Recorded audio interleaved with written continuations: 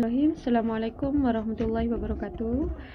Saya atas nama Siti Suningsi, Prodi PAI 4B.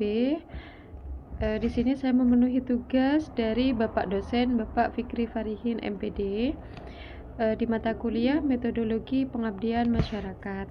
Nah, di sini saya akan menjelaskan tentang identifikasi aset dan potensi lokal sebagai basis pengembangan masyarakat. Seperti apa itu? Jadi identifikasi aset dan potensi lokal itu adalah merupakan fondasi penting dalam pengembangan masyarakat dengan fokus pada sumber daya yang sudah ada di komunitas. Ini berbeda dengan pendekatan yang hanya fokus pada kebutuhan, melainkan mengidentifikasi kekuatan dan kemampuan yang dimiliki oleh masyarakat sendiri. Kemudian pendekatan ABCD, pendekatan ABCD itu sendiri menekankan pada identifikasi dan pemanfaatan aset komunitas seperti keterampilan, pengetahuan, sumber daya alam, dan organisasi sosial.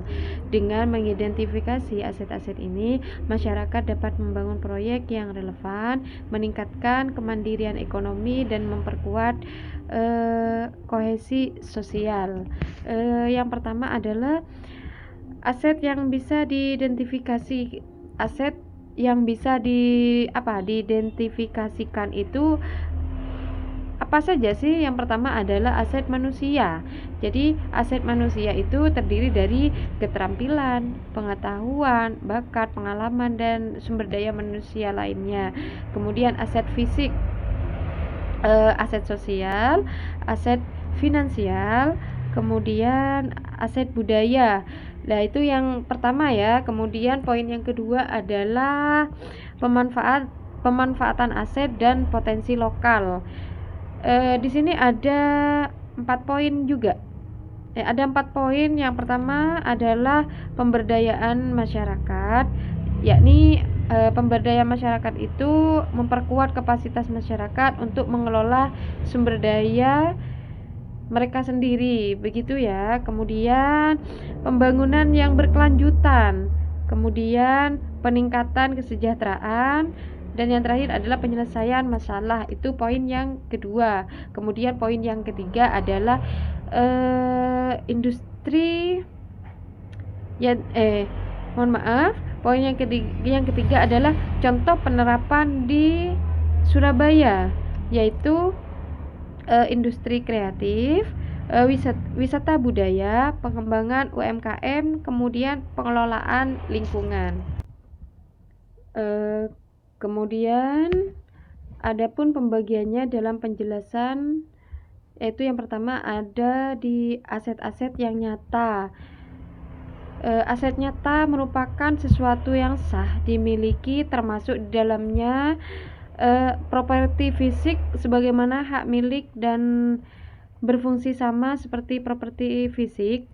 Ini didapat dibagi menjadi 8, yaitu saham, properti nyata, kemudian aset-aset berat, kemudian mesin, kemudian barang keluarga yang kuat dan tahan lama, kemudian sumber alam.